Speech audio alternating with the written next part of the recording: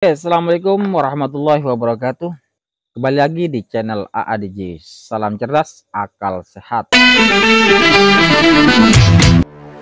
Karena tidak bisa menjawab tesis Kiai Imat, akhirnya kelompok Habib-Habib Ba'alwi ini sekarang sudah mulai bikin narasi-narasi yang provokatif, memprovokasi masyarakat agar bertindak anarkis. Kalau mereka punya panggung, bubarin. Saya tanggung jawab dunia akhirat. Siap bubarkan. Mereka masuk kampung kita, usir. Dan ini artinya bahwa Habib-Habib Ba'alwi ini sudah mulai main-main dengan hukum positif di Indonesia. Oke, kita akan lihat sejauh mana Kang Rizik ini terus berani bermain-main di pinggir jurang, bermain-main dengan hukum di Indonesia. Mungkin Kang Rizik ini sudah mulai kangen ya suasana di dalam penjara. Atau juga pendukung-pendukungnya ingin merasakan dinginnya jeruji besi. Oke, ini ada tanggapan luar biasa dari Kiai Imat. Bagaimana beliau dalam tulisannya ini memberikan trik-trik supaya ketika nanti Kang Rizik ini sudah mulai kangen suasana di dalam penjara, nah seperti yang kemarin-kemarin, maka ya bisa warga dan masyarakat Indonesia bisa membantu Kang Rizik ini untuk memenuhinya, untuk meluluskannya masuk lagi ke dalam penjara. Oke, kita akan bacakan di sini. Kali ini kita akan bacakan sebuah tulisan Kiai Imat menjawab hasutan Rizik Syihab. Dengan sebuah judul, Rizik Syihab hasut warga bubarkan panggung dan usir penceramah. Ini kiat hukum menghadapi teroris. Ini judul dari Kiai Imat ya. Ini ditulis pada tanggal 3 Juli 2024. Dalam sebuah ceramah, Rizik Syihab, seorang keturunan imigran Yaman, menghasut jemaahnya untuk membubarkan panggung dan mengusir narasumbernya.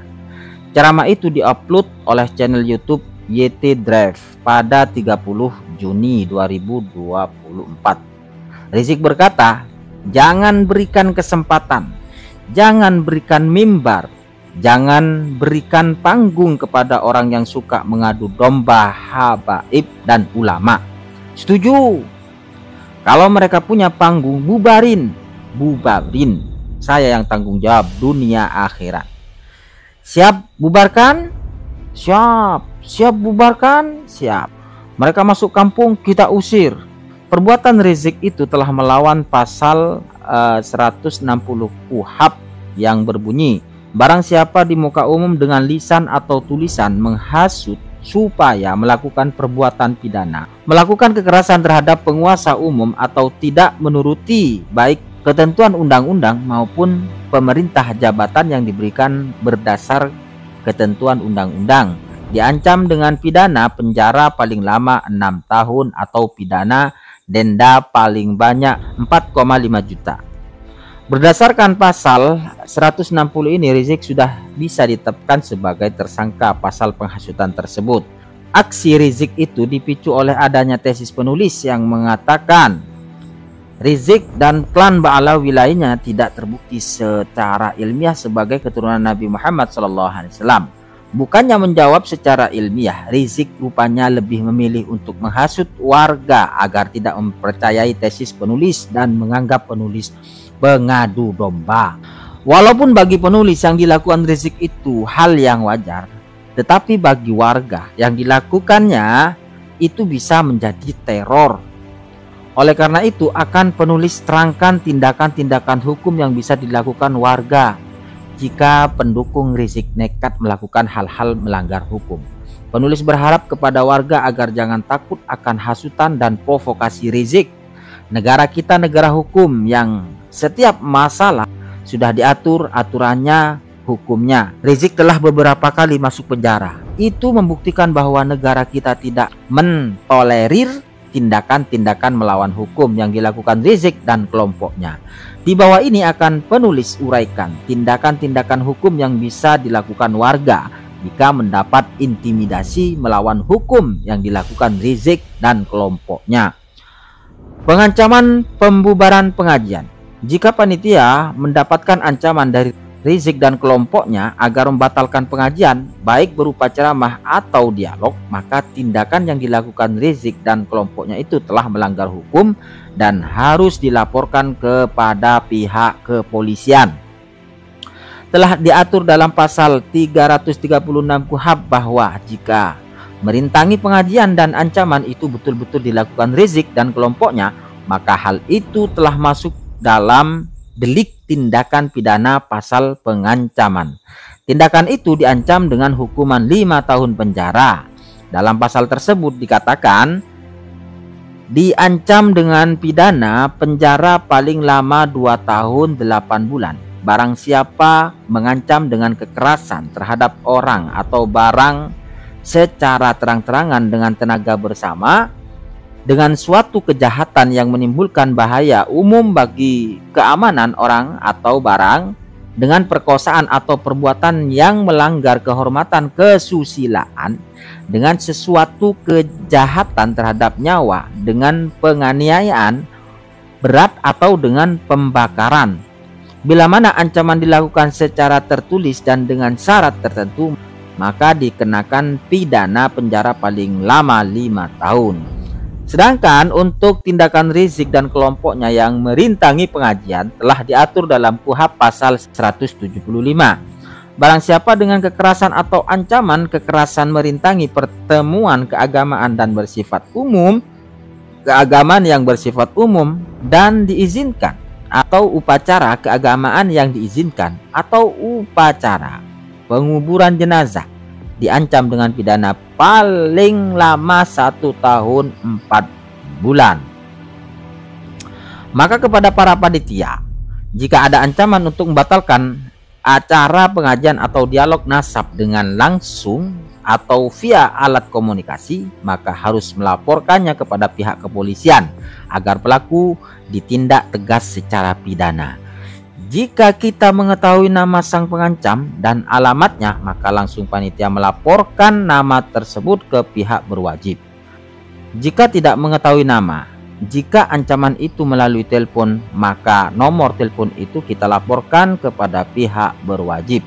Pihak kepolisian telah mempunyai cara untuk dapat melacak siapa pengguna nomor telepon tersebut dan berada di mana. Teroris mendatangi rumah panitia. Jika sang teroris atau pengacau itu mendatangi rumah panitia, maka panitia langsung bisa mengusir pengacau itu ketika baru sampai pekarangan. Karena memasuki rumah atau pekarangan rumah tanpa izin merupakan suatu tindakan pidana melanggar hukum. Dalam pasal 167 ayat 1 KUHP menyebutkan, barang siapa yang memaksa masuk ke dalam rumah, ruangan atau pekarangan tertutup yang dipakai orang lain dengan melawan hukum atau berada di situ dengan melawan hukum dan atas permintaan yang berhak atau suruhannya tidak pergi dengan segera, diancam dengan pidana penjara paling lama 9 bulan atau pidana denda paling banyak 4,5 juta. Dalam pasal 257 ayat 1 Undang-Undang 1 2023 dikatakan, setiap orang yang secara melawan hukum memaksa masuk ke dalam rumah, ruangan tertutup atau pekarangan tertutup yang dipergunakan oleh orang lain atau yang sudah berada di dalamnya secara melawan hukum, tidak segera pergi meninggalkan tempat tersebut atas permintaan orang yang berhak atau suruhannya, dipidana penjara paling lama 1 tahun atau pidana dengan paling banyak kategori 2 yaitu 10 juta. Jadi ketika sang pengacau itu permisi izin memasuki pekarangan rumah, maka panitia segera mengatakan, saya tidak mengizinkan saudara memasuki pekarangan saya. Hal itu dilakukan sendiri atau panitia menyuruh orang lain untuk mengusirnya. Maka jika ia memaksa masuk pekarangan, maka ia telah melanggar hukum dan bisa dilaporkan kepada polisi. Usahakan pada waktu itu panitia ditemani 2 orang sebagai saksi untuk memudahkan penjeratan hukum kepadanya di pengadilan, dan atau didokumentasikan usaha ia memasuki perkarangan rumah itu dengan foto atau video. Jika sebelumnya panitia menganggap ia orang baik, lalu panitia izinkan ia masuk pekarangan atau rumah, kemudian dalam obrolan ia mulai berkata kasar, maka panitia berkata, silakan Anda keluar sekarang, saya tidak mengizinkan Anda berada di rumah saya. Maka pengacau itu harus segera keluar, jika tidak maka ia telah melakukan tindakan pidana, berada di dalam rumah orang tanpa izin. Ia bisa dipenjara 1 tahun dan denda 10 juta rupiah. Denda 10 juta rupiah. Jika pengacau itu datang dengan orang, maka panitia menutup pagar dan menyuruh orang untuk menjaga pagar itu dan mengatakan kalian tidak diizinkan masuk. Jika mereka memaksa, maka mereka telah melanggar tindak pidana. Jika panitia berkenan menerima perwakilan para pengacau untuk bermusyawarah, maka panitia berhak membatasi jumlah pengacau itu. Usahakan jumlahnya hanya seorang perwakilan saja. Jika mereka memaksa jumlahnya lebih dari seorang, maka mereka telah melakukan tindakan pidana memasuki rumah tanpa izin. Panitia juga sebelumnya harus mendokumentasikan wajah-wajah para pengacau itu agar nanti bisa dilakukan tindakan hukum jika diperlukan, baik hukum positif maupun hukum adat. Dan setiap kelompok itu pasti mempunyai penghasut di belakang layar. Maka selain tindakan hukum yang bisa dikenakan kepada pelaku, panitia juga bisa mengusut siapa aktor di balik layar tersebut agar dapat dijerat hukum, baik secara hukum positif maupun hukum adat. Sebagai sesama muslim, sesuai dengan perintah Al-Quran untuk saling berwasiat dalam kebenaran dan kesabaran, penulis berharap rizik untuk mengisi hari bebasnya ini dengan hal-hal terpuji, sehingga umur yang semakin tua bisa digunakan dengan sebaiknya untuk beribadah kepada Allah Subhanahu wa Ta'ala. Mengenai tesis ilmiah penulis tentang bahwa para Habib Ba'alwi bukanlah keturunan Nabi Muhammad SAW, itu hanyalah masalah ilmiah saja. Jika Rizik merasa mempunyai ilmu dan dalil, maka Rizik bisa untuk menantang penulis berdiskusi. Dengan senang hati penulis akan melayaninya. Jangan hanya karena tidak mampu menjawab lalu membuat framing untuk membenturkan penulis dengan saudara-saudara penulis dari Bani Wali Songo.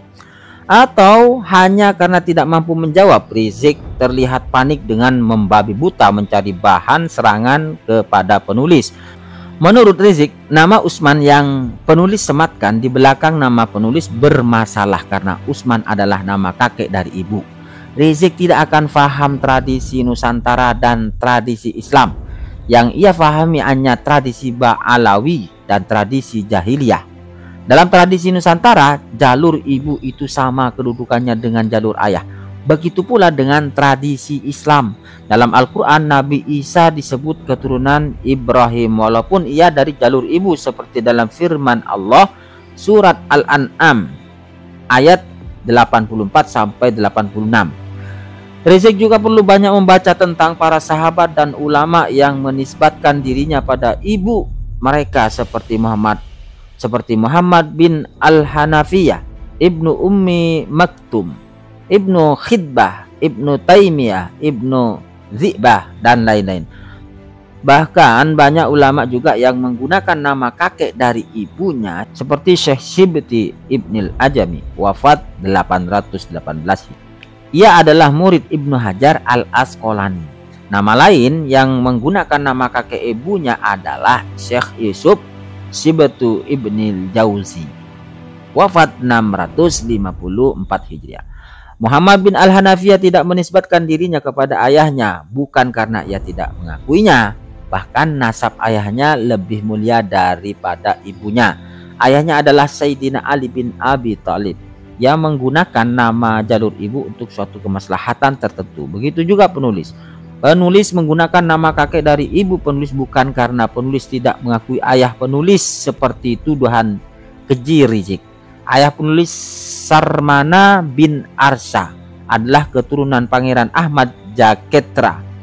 Ia memiliki 2 istri, Syu'arah dan Maimunah. Penulis anak dari Bunda Syu'arah. Karena uniknya, masalah poligami. Ayah dan ibu tidak panjang jodoh sejak penulis berumur kurang lebih setahun. Kemudian ibunda menikah dengan sepupunya, almarhum Kiai Haji Muhammad Syafiq bin Kiai Haji Bushro, yang mendirikan Ponpes Nahdlatul Ulum bersama penulis.